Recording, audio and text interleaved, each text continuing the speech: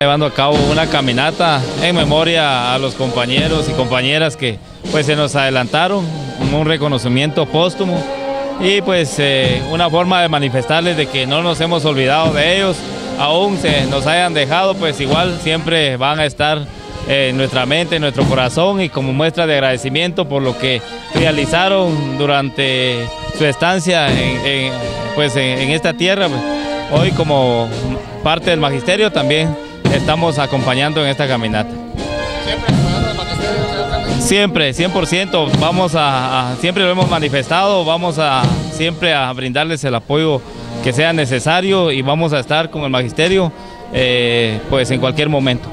Por conmemorarse un día más de celebración del Día del Maestro, pues recordamos a los compañeros maestros que ya fallecieron, ¿verdad? Y en muestra de agradecimiento a lo que le dejaron a la sociedad, pues hoy vamos a entregarles un arreglo floral al cementerio, a todos los compañeros, porque en el magisterio departamental pues se les tiene cariño, respeto y recuerdo, porque su trabajo ha sido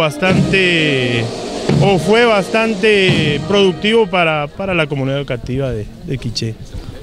Sí, vamos a desarrollar una agenda ahí en donde va a participar los compañeros que ustedes miran aquí al frente, el director departamental, el señor alcalde, algún poema ahí dedicado a los compañeros maestros y la colocación del adorno floral pues en la capilla del cementerio, ¿verdad?